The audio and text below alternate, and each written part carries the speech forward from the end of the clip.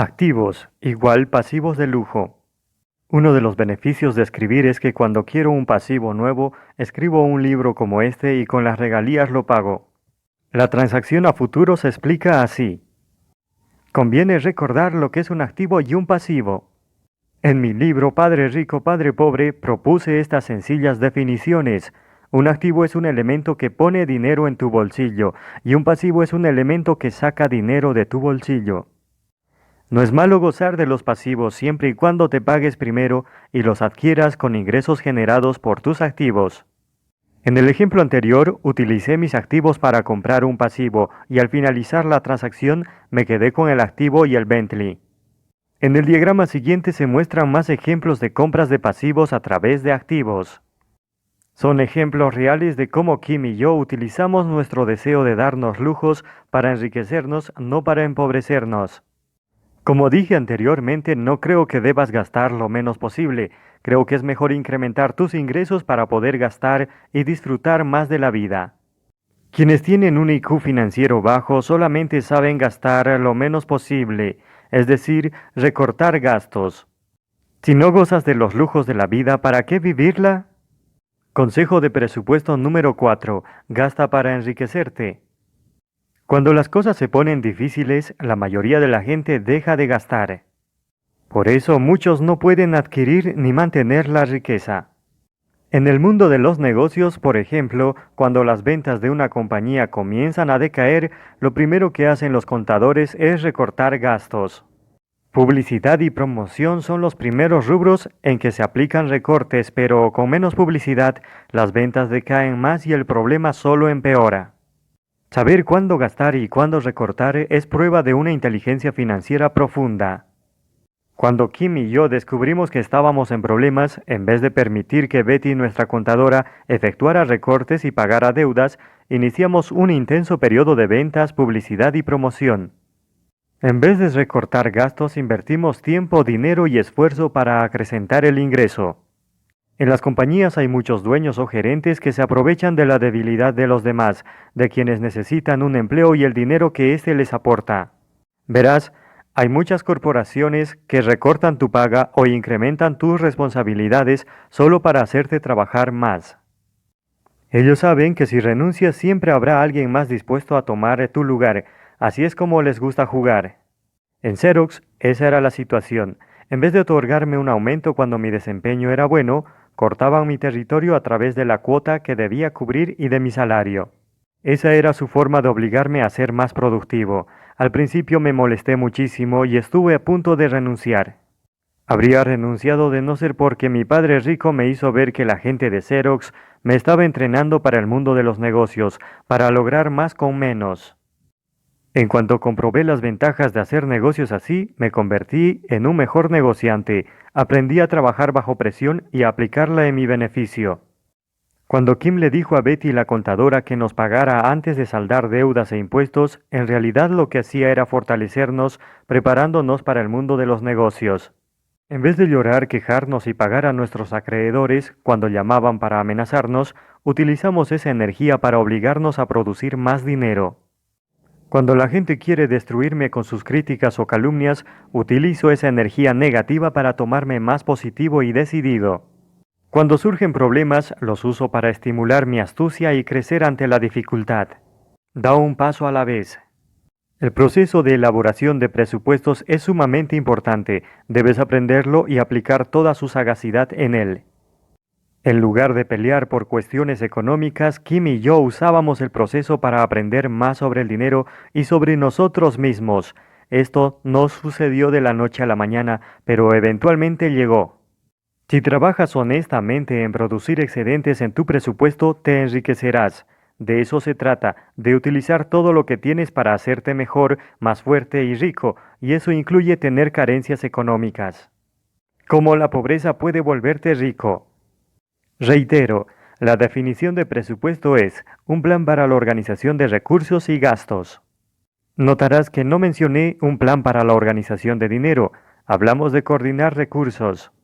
Una importante lección que aprendí de mi padre rico es que un problema financiero resuelto se convierte en un recurso.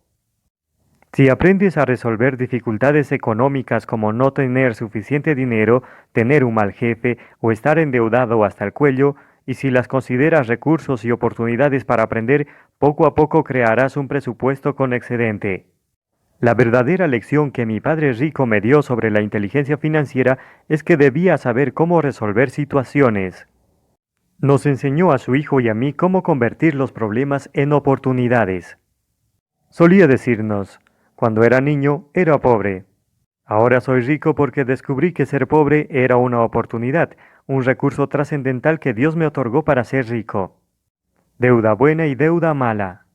Existen dos tipos de deuda, la mala y la buena. Dicho llanamente, la deuda buena es aquella que te enriquece y que está amortizada, o sea, que alguien más paga. La deuda mala es la que te empobrece y además es la que tienes que pagar tú mismo. El dinero obliga a la gente a cometer estupideces. Por ejemplo, muchos cometen locuras financieras como comprar una casa, instalar una alberca, utilizar tarjetas de crédito para amortizar la deuda y después pedir un préstamo sobre la misma casa para pagar las tarjetas de crédito. Lo anterior es un claro ejemplo de que enfrentar una situación difícil y empeorarla es el mejor camino hacia un presupuesto con déficit. Nuestro gobierno hace exactamente lo mismo. Muchos burócratas piensan que para resolver problemas solo es necesario arrojarles dinero, lo que provoca que las dificultades crezcan y requieran más dinero. Esto lleva directamente a un presupuesto con déficit. Uno de los mayores problemas del mundo en la actualidad es el exceso de deuda mala. Este tipo de deuda es el que deriva de un pasivo. Pero aunque la deuda mala es un lastre para cualquier país, negocio o individuo, se le puede usar para enriquecerse.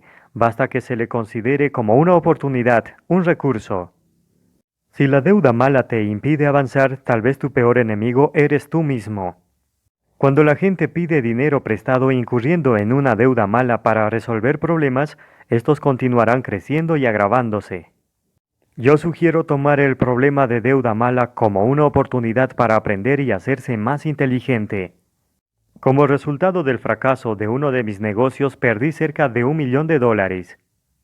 Vendí activos personales y de la compañía y aún así debía 400,000. No obstante, Kim y yo ideamos un plan para eliminar por completo nuestra deuda mala. De nuevo, en vez de recortar gastos, le pedimos a Betty, la contadora, que nos mantuviera en la carrera. Usamos la dificultad para prosperar, no para empobrecer. Dicho de otra forma, mientras pagábamos la deuda nos enriquecíamos. La pagamos puntualmente y continuamos aportando dinero a nuestra iglesia, ahorrando e invirtiendo. Si quieres enterarte de cómo salimos de esa deuda mala, puedes adquirir nuestro CD Cómo salimos de la deuda mala, que viene acompañado de un libro de trabajo para quienes están en la misma situación. Lo puedes ordenar en nuestro sitio richdad.com. Cuando recuerdo la enorme deuda mala por la que pasamos, me alegro de que, mientras tratábamos de salir del problema, Kim y yo aprendimos a elaborar mejores presupuestos. Aunque me siento contento de haber aprendido y superado esa dificultad, no quiero volver a deber tanto dinero jamás. Cuando teníamos la desventaja de contar con poco dinero, lo utilizábamos para producir más dinero. En lugar de gastar menos o pedir prestado más dinero malo para saldar la deuda, utilizábamos nuestros problemas como recursos para ser más independientes y como oportunidades de aprendizaje para volvernos más ricos. No olvides esto. Al igual que el IQ financiero número 2, el IQ financiero número 3 se mide en porcentajes. En este caso se trata del porcentaje de ingreso que alcanza tu columna de activos. Si te resulta muy difícil apartar 30% de tu ingreso, comienza con 3%. Por ejemplo, si ganas $1.000, en vez de tomar 300, solo toma 3%, $30 y llévalos a la columna de activos. Si este 3% hace que tu vida sea más difícil, magnífico. Una vida dura es benéfica porque te obliga a ser creativo con tus recursos. Tu IQ financiero número 3 es proporcional al porcentaje del ingreso que colocas en la columna de activos. Actualmente mi esposa y yo colocamos 80% de nuestro ingreso en esa columna y nos esforzamos por sobrevivir con 20%. Sin embargo, nos negamos a gastar lo menos posible y nunca decimos no puedo darme ese lujo. La situación siempre es desafiante, pero nos permite darnos una vida más abundante y producir un presupuesto con excedentes. Capítulo 6. IQ Financiero número 4. Apalancar tu dinero. El 9 de agosto de 2007, la bolsa de valores descendió casi 400 puntos. Para asegurarse de que el pánico no se generalizara, la Reserva Federal y los principales bancos de todo el mundo comenzaron a inyectar a la economía millones de dólares en efectivo. Al día siguiente, los mercados continuaban inestables. Mientras me preparaba para salir, el comentarista de un programa matutino de televisión entrevistó a 3 asesores financieros y les pidió su opinión. Unánimemente aconsejaron: no se angustien, sigan como hasta ahora. Cuando les pidieron ser más concretos, los 3 dijeron: ahorren, salden deudas e inviertan a largo plazo en un fondo de inversión. Mientras terminaba de afeitarme, me preguntaba si estos expertos financieros habrían asistido a la misma escuela para pericos. Finalmente, una asesora dijo algo distinto. Señaló al mercado de bienes raíces como el causante del caos en la bolsa de valores y acusó a los inversionistas ambiciosos, a los agentes de bienes raíces sin escrúpulos y a los depredadores que prestan para hipotecas de ser causantes del desastre de las hipotecas subprime que provocó la caída de la bolsa. Continuó diciendo: les advertí a mis clientes que los bienes raíces eran un riesgo y aún no cambio de opinión. Los inversionistas deberían concentrarse en las acciones blue chip a largo plazo y en los fondos de inversión. Al tiempo que la asesora en televisión terminaba de atacar a los bienes raíces, Kim entró en la habitación y me dijo: recuerda que hoy es el cierre de la compra-venta del complejo de 300 apartamentos. Asentí y respondí: ahí estaré. Cuando acabé de vestirme pensé: es extraño que la asesora diga que invertir en bienes raíces es arriesgado. Los mercados inmobiliarios se colapsan mientras Kim y yo estamos tan emocionados en adquirir un complejo de apartamentos con valor de 17 millones en Tulsa, Oklahoma. ¿Estaremos viviendo en el mismo planeta? El nuevo capitalismo. El 9 y 10 de agosto de 2007, mientras los inversionistas perdían millones de dólares, el Banco de la Reserva Federal de Estados Unidos inyectó dinero al sistema bancario en un esfuerzo por evitar el pánico en los mercados inmobiliarios, accionarios y de bonos. Esta inyección de capital es un ejemplo de cómo opera el nuevo capitalismo, jugando con la reserva económica del mundo. Es casi como si tú y yo usáramos una tarjeta de crédito para pagar las deudas de otras tarjetas.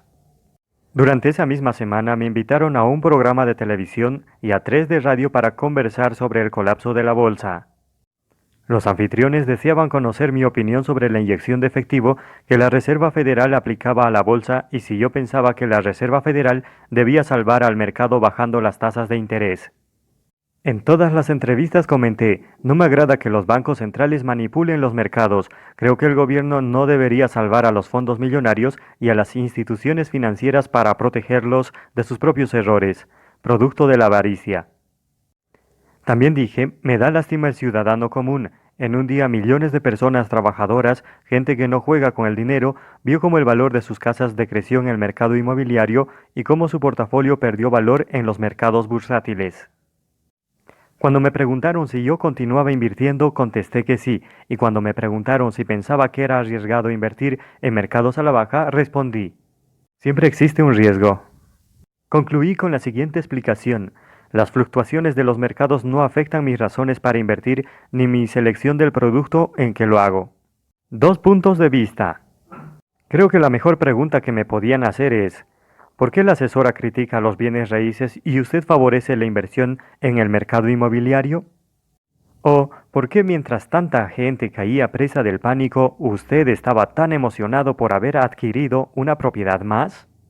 En este capítulo ofrezco la respuesta a ambas preguntas basándome en 2 conceptos: control y apalancamiento. Como he reiterado varias veces en el libro, las reglas del dinero cambiaron después de 1971 y 1974. Actualmente hay nuevas reglas y un nuevo capitalismo. En 1974, millones de trabajadores vieron anulada la promesa de recibir un cheque vitalicio por concepto de pensión de prestaciones definidas. Desde ese momento tendrían que ahorrar e invertir en planes de pensión de contribución definida para solventar su retiro. El problema es que muy poca gente contaba con educación o entrenamiento financiero para invertir adecuadamente. Otra dificultad es que las nuevas reglas del capitalismo implicaban que los trabajadores invirtieran en activos sobre los cuales no tenían control ni apalancamiento. Lo único que la mayoría de la gente puede hacer ante las caídas de la bolsa es contemplar con impotencia cómo el huracán financiero azota su riqueza y seguridad financiera. El nuevo capitalismo coloca millones de dólares del dinero de los trabajadores en instrumentos sobre los que tienen muy poco control o apalancamiento. A mí no me afectan las caídas de la bolsa porque tengo control sobre mis inversiones. Si consideramos el ejemplo anterior, tengo control sobre un complejo de 300 apartamentos. Como tengo control, también siento confianza para usar mucho más apalancamiento. Gracias al control y al apalancamiento puedo lograr más riqueza en menos tiempo, con muy poco riesgo y minimizando los efectos de los altibajos de los mercados sobre mis inversiones. El mercado ha estado cayendo paulatinamente desde hace mucho tiempo. Como mencioné anteriormente, una encuesta realizada por USA Today reveló que el mayor miedo de la población en Estados Unidos no es el terrorismo, sino la posibilidad de quedarse sin dinero durante su retiro. Estoy seguro de que después del 9 y 10 de agosto de 2007, ese temor se difundió más, y quienes se sienten preocupados tienen una buena razón para estarlo. Si observas las dos gráficas en la página siguiente, verás los efectos que tuvieron sobre el mercado los cambios de reglas de los años 1971 y 1974. Como podrás notar, el mercado ha estado cayendo desde hace mucho tiempo. Tal como sucede en el mercado inmobiliario, cuando el índice Dow sube en precio, en realidad su poder de compra está bajando. Esta pérdida del poder adquisitivo del dinero hace que el futuro financiero de los trabajadores sea más inseguro. Las gráficas muestran que su porvenir se hará más caro y les costará más dinero. Sin apalancamiento, la mayoría de los trabajadores no podrá reservar suficiente dinero para el futuro. Esto sucede porque entre más dinero ahorran, menos valor tiene. Hay una graciosa historia que ilustra este concepto. Es sobre la economía alemana antes de que Hitler llegara al poder. Una mujer tomó una carretilla llena de dinero y fue a comprar una barra de pan. Tras negociar el precio del pan, salió de la panadería a recoger su dinero y descubrió que alguien había robado la carretilla y había dejado el dinero. Esto es lo que le está sucediendo al ahorrador estadounidense. ¿Cuánto necesitará ahorrar un jubilado para poder solventar su retiro en medio de una economía tan inflacionaria? ¿Qué pasa si estás retirado y para salvar tu vida necesitas una cirugía que los programas médicos gubernamentales no pagan? ¿Qué pasa si tu problema es no tener suficiente dinero para jubilarte? Por esta razón es tan importante el IQ financiero número 4, apalancar tu dinero. El apalancamiento hace que tu dinero trabaje arduamente para ti usando el financiamiento de otras personas. Si además tienes un alto IQ financiero número 3, también pagarás menos impuestos. ¿Qué es el apalancamiento? La definición de apalancamiento es, en términos simples, hacer más con menos. Por ejemplo, una persona que pone dinero en el banco no tiene apalancamiento porque el factor de apalancamiento de $1 es de 1,1. Si el ahorrador es quien pone toda la cantidad, no tiene una ganancia. Para mi negocio del complejo de 300 apartamentos, solo aporté 20% y mi banquero puso el 80% restante. En total fue una inversión de $17 millones en bienes raíces, pero al usar el dinero del banco, mi apalancamiento es de 1 a 4, porque el banco me presta $4 por cada dólar que invierto en el negocio. Entonces, ¿por qué la asesora financiera de la televisión dijo que los bienes raíces eran una inversión tan riesgosa? La respuesta nuevamente es el control. Si una persona no tiene inteligencia financiera para controlar la inversión, el uso del apalancamiento se vuelve muy arriesgado, y dado que la mayoría de los asesores colocan la inversión de la gente en donde no hay control, entonces no se debería usar apalancamiento. Usar el apalancamiento para invertir en algo sobre lo que no tienes control es como comprar un auto sin volante y pisar el acelerador. La crisis de los bienes raíces afecta mayoritariamente a la gente que pensaba que el mercado inmobiliario seguiría creciendo y que con eso aumentaría el valor de su casa.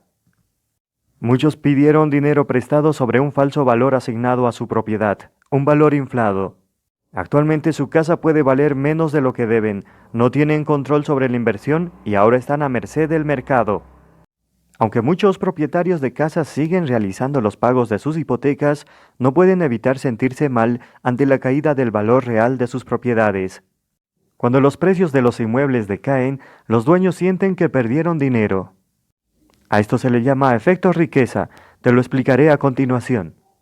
El efecto riqueza se produce cuando debido a la inflación, es decir, cuando en realidad no hay un incremento en el valor de un activo, sino un declive en el poder de compra del dólar. Mucha gente cree que el valor de su propiedad va en aumento. Al sentirse más adinerada y confiada, pide prestado, o sea, aplica apalancamiento y gasta más en pasivos. Este es un resultado directo del nuevo capitalismo, una expansión económica basada en la depreciación del dólar y en el incremento de la deuda. Mi valor no está sustentado en mi valor neto. El efecto riqueza se apoya en la ilusión del valor neto, el cual equivale al valor de tus posesiones menos tu deuda. Cuando el valor de una casa sube, la mayoría de las personas sienten que su valor neto aumentó. Quienes ya leyeron mis otros libros, saben que tengo 3 razones para creer que el valor neto no es confiable. 1. Con frecuencia, el valor neto es un estimado que se basa en opiniones, no en hechos. El valor de una casa es tan solo un estimado y no puedes conocer el verdadero valor hasta que el inmueble es vendido. Esto significa que mucha gente infla el valor estimado de su casa y solo hasta que vende la propiedad se enfrenta a los hechos, al precio real y al valor real. Desgraciadamente, muchos piden dinero prestado sobre el valor de su casa, por lo que seguramente deben una cantidad mayor a la que en realidad pueden asignarle a su propiedad. 2. En general, el valor neto se basa en posesiones que tienen un valor en declive. Al llenar una solicitud de crédito, puedo incluir la mayoría de mis posesiones en la columna de activos.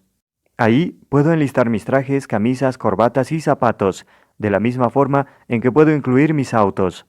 Pero tú y yo sabemos que tanto la camisa como el auto son usados y valen mucho menos que si fueran nuevos. 3. Es común que cuando el valor neto aumenta es porque el dólar está a la baja. Algunos avalúos de inmuebles muy optimistas son producto de un declive en el valor del dólar. Es decir, el valor de la casa no aumenta, solo que se necesitan más dólares para comprarla. Esto sucede porque el gobierno y los bancos centrales siguen inyectando dinero falso al sistema para mantener viva la agradable ilusión de prosperidad y la economía a flote. El mayor miedo de un político. Utilicé la frase agradable ilusión de prosperidad, porque el mayor miedo de los políticos y los burócratas es el que la gente se pueda sentir molesta. A lo largo de la historia muchos reyes, reinas y gobernantes han sido derrocados e incluso ejecutados cuando la gente se siente insatisfecha. Recordarás que los franceses decapitaron a su reina María Antonieta y que los rusos ejecutaron al último zar, así como a su esposa e hijos. El viejo capitalismo tenía fundamentos económicos muy rudos. El nuevo se basa en la economía del sentirse bien. La ilusión de prosperidad sustentada en la deuda y no en la producción podrá mantenerse siempre que el valor neto de una persona vaya en aumento, porque ¿quién necesita libertad si posee comodidades? Nuestra economía global de cuento de hadas continuará mientras el mundo permita que el gobierno y los consumidores de Estados Unidos sigan pidiendo prestado y gastando dinero. Si el sueño se convierte en pesadilla y la burbuja de bienestar aparente estalla, volverán a rodar cabezas. Tal vez no rodarán en el sentido físico, pero sí lo harán en lo político, lo profesional y lo financiero. Valor sin fundamento en la inflación.